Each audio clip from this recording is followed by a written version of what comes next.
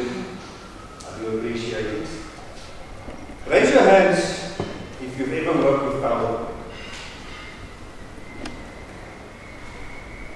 It's not that difficult to work with PowerPoint. It's rather easy. But what is important is that it is industry specific or maybe audience specific. And that's the important point that I think most people miss. What I'm trying to say is the presentation that I've prepared for tonight, I will not be able to use it anywhere else for anything else. This was purposefully made for a Toastmasters meeting.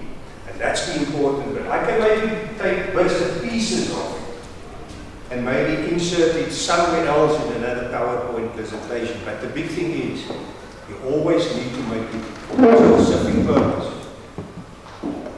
So tomorrow morning in the boardroom, when I need to report to the executive, I won't be able to use this PowerPoint. I need to make a new one.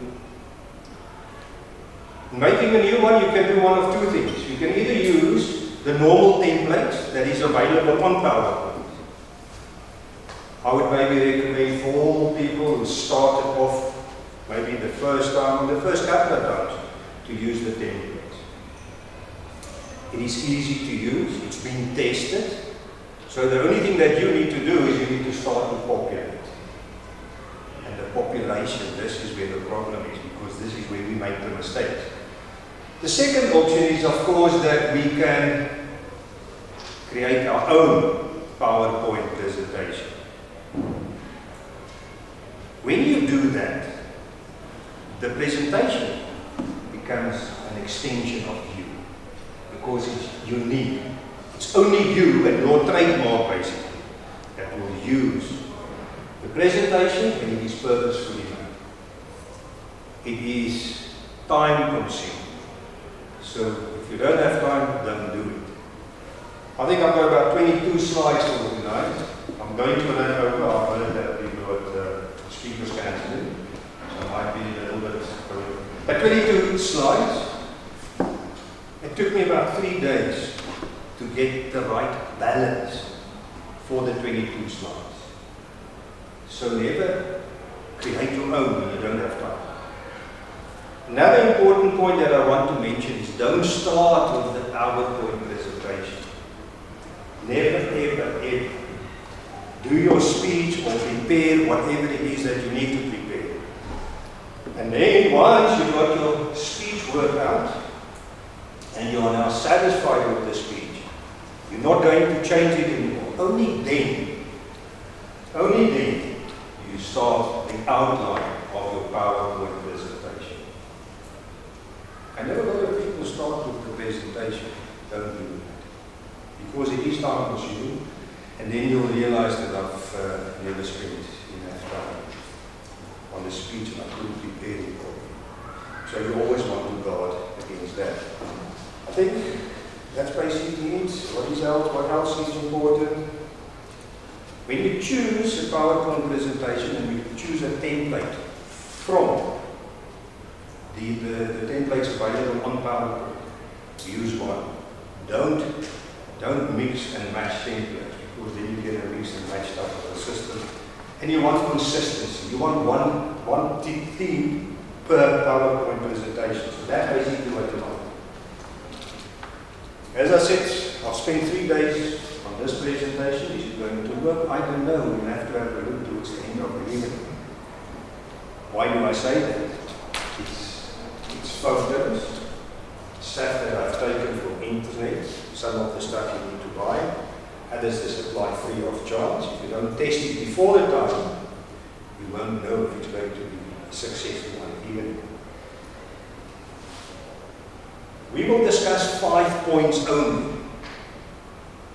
And the 5 points, once you've noted them and you prepare your next presentation, I can guarantee you that you will have a better prepared presentation that will support your speech and not sabotage your speech. So the points that we're going to talk about is how to learn to create clear presentations. So not too flattered. That's quite important.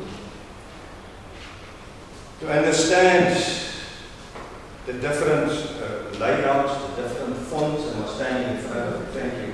Please do just mention it. The different fonts are to become at ease with the font that you use. The bullet point overloads, because that's what most of us do. Is everyone that's been involved in PowerPoint, what do? We use bullet points, bullet points, bullet points.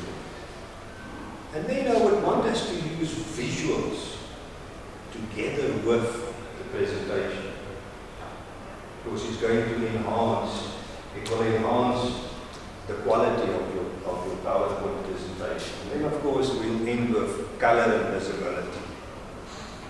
And that sometimes might be a shock, just because the moment you think we've now grasped the concept of pictures, you'll find that it's going to sabotage and it's not really going to support you. A lot of people, when they start with the PowerPoint, they give too much information. I mean, what do you think about this slide? And can you read it? Yes? No. You know what? I know he's going to tell me, listen, Frans, just send me an email, please. Just tell me what it is you want to tell me via email, because I'm not here to sit and read the bloody slide, isn't it? So with look at this, I've duplicated some of the words and some of the sentences. It's just totally crazy. By the way, I write Harley, and I normally, when I do a presentation, somehow I will incorporate my love for the open roads in the presentation that I do, and this is how people then also, of course, remember. You're that guy, you're the facilitator, the trainer, the lecturer, that writes Harley's hand. Use PowerPoint, I said. That's me. So they know it. But anyway, we need to clean this up. And that's the important part about PowerPoint. The deck needs to be clean, needs to be easy for you as the audience. The moment I bring the slide up, you might already have been anchored into what I'm going to say. This is a clean slide, talking about three things, talking about the machine. The machine is, of course, the Harley, and the item is, of course, the cell. And of course, you need to make sure that the tanks are full. If you compare this to the previous slide, you'll find there's a big difference already. Everything that was said here, remember I'm the speaker, not now. Everything that was said here, I can now start to deliver the speech. Machine ready, rider ready, tank full. And this is what you want. Because now you will remember my speech. Simple as that. Never ever clutter your slide. Because that's going to sabotage. I hope you're not taking photos while that slide comes. It's not good. I've done a couple of these, so you'll find now another thing that we want to do on PowerPoint is talk about one topic only. So if you can, of course, it's easier to mention one thing at a time. Machine. Listen here before you go on your road trip. Make sure that you service the Harley. Make sure that the wheels are fine and that there's enough tread. Indicators are working, so I can talk a lot about it. But this is one single concept. This is what you want. Look at the space. It's easy to read. I think Nando there in the back of it. So it's rather easy, and this is what you want. Remember, this is only assisting you to deliver a better speech. If you want to really put emphasis on yourself, you can simply use the highlighter. That is acceptable. At the moment you do more, it's not really acceptable. So I can put emphasis on a certain word, a certain idea, a certain sentence by highlighting it. Don't handle it. Of course, if you start to do funny stuff in your font, it's going to look like this. That's another slide that maybe I shouldn't be next to. Do you realize, can you see what's wrong on this slide? Everything, absolutely everything. I've used different fonts. I've underlined stuff. I didn't even do a spell check, so there's a lot of stuff wrong. If you want to use this type of a slide, then rather do not use PowerPoint at all, because this is a big sabotage. You never ever want to do this. Again, try to find the correct font and then find the spaces and the layout between the fonts, because that will improve your PowerPoint presentation. When we look at this slide, you'll find this balance in this slide.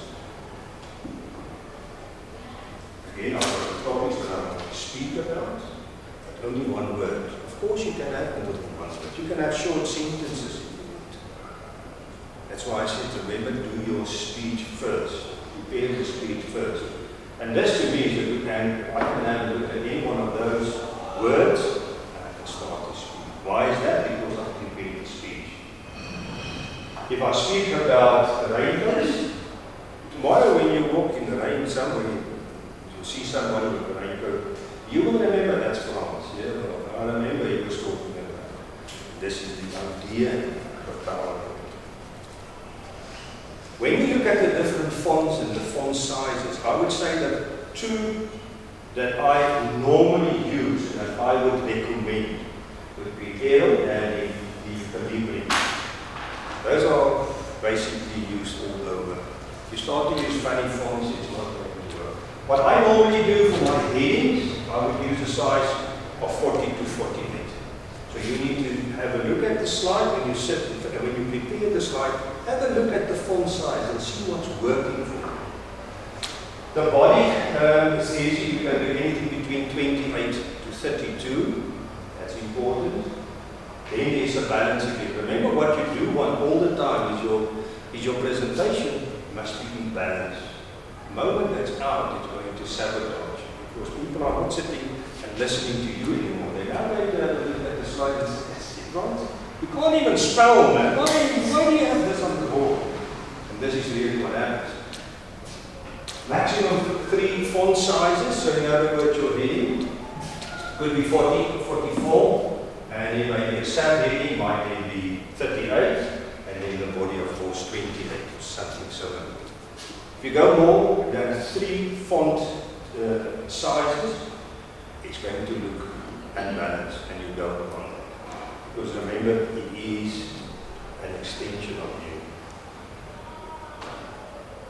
When people take a photo of you and you've got a presentation that's not good, and they want to advertise it, or they want to put it somewhere on social media, people will think that's not good. You're not going to use this person because of the way that the font is.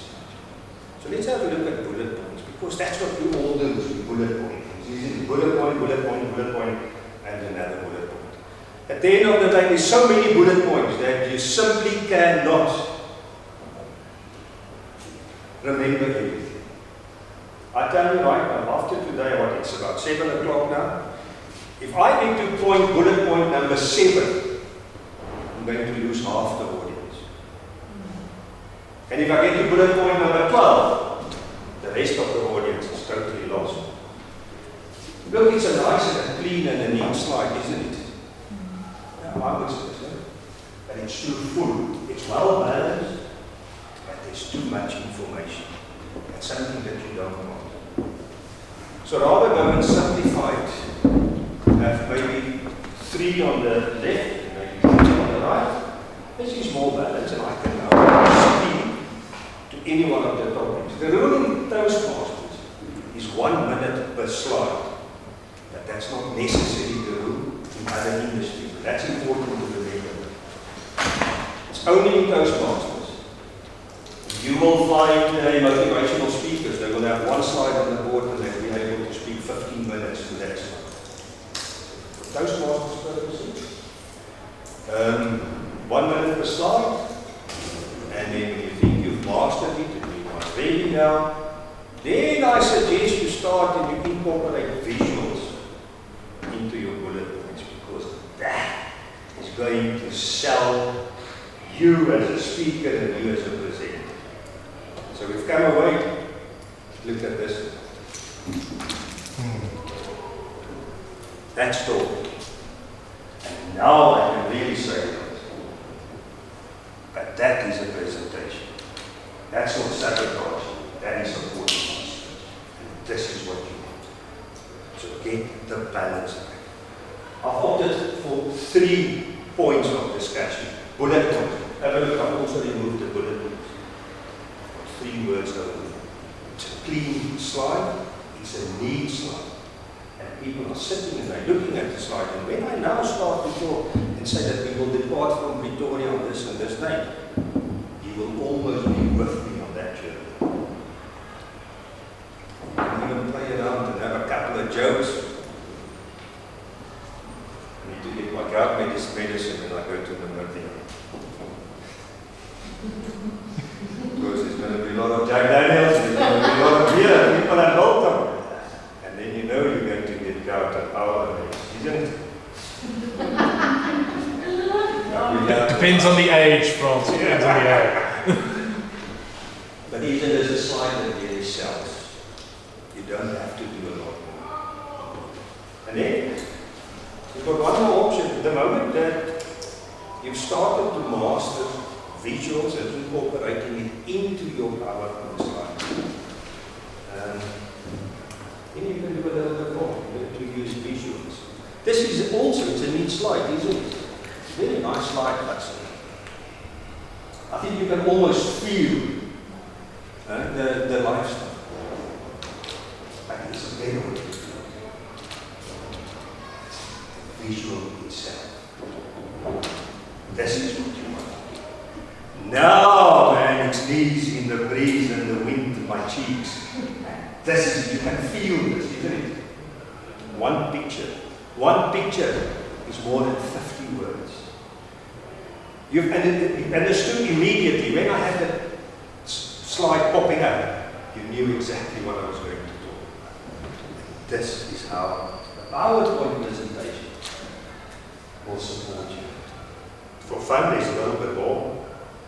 You know, again, it's just to show what a picture can do. And I can say something that I know, and I know that you sitting there, you've got your mind is somewhere else at that point.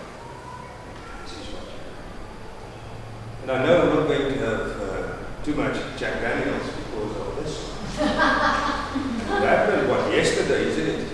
It's going to start to repeat. I don't have to say it. I can just say no. And start to try. Let me tell you, this is a good slide for your business. If you need to report on changes in the petrol price because of the war in Iran, this is fantastic. Now you can elaborate, and now you can impress the executive and the chief financial officer. You can now start, once you've got this like that, then you can start to elaborate. And then when you start to get brave, be careful, because now we need to have a color and a visibility. Because up until now, the slides that I've had on the board is there to support you. I think that is a little bit too much. Well, maybe not. Remember what I said, know your audience. I think this will work for a couple of hippies on some sort of asset purpose. It will really work. No, then you'll trip out properly. It's too busy. So you never want a slide, you never want a presentation that's too busy. The background should not be so full that you lose focus. What's happening is your brain just stop thinking about what I'm saying. You're trying to find something in this picture that you can now relate to. This is what you try to do. You've lost this. Your eyes cannot focus on the message anymore. So I've lost contact with you. You're trying to find the message there. You're not listening to me. Your brain is not starting to work overtime because you want to understand what's going on there. And as a speaker, this is dangerous because I've lost it with this picture. How to improve on that is a question. We started with this slide. Not too loud. It looks interesting. There's a lot of stuff happening there, and you can see the message. So this is how we play with color. This is how we play with background, the soft background, and then of course your headings and whatever it is that you want to say. So I'm going to leave you this with a very short summary. So if you can't read it, there in the back, then of course the font is small. And it's going to be smaller than 28. 28 is a fantastic font to use. One slide, one message per slide, very important. I can't have 10 ideas on one slide and try to another idea. It's not going to make sense. Think about the maximum amount of bullet points that we need to have on a slide. Remember, if it's a single row, 5 only. When it is in mirror fashion, then you can go up to 6, but nothing more than that. Because you lose the audience, you lose the learners. Rather have 50 slides than 5 that's overpopulated, overcrowded. Remember, pictures is faster than words. Picture on, I've had you right there, and then ensure that the contrast, when you make use of visuals, ensure that the contrast is in balance. Not the background, not too down. Of course, the message clearly visible. And then you will really have a presentation that will support you and not sabotage you. Question? I have 2 questions. The one is animation function. Yes. Why do you think of that? Because you know you can let words fly in or fade away, or what do you think? Is that a good thing or? You can definitely use it. Absolutely. It is nice. Depending again on your audience. What is it and to who are you going to present? So if you're going to present to a bunch of artists, yes. To Toastmasters, yes, definitely you can use it.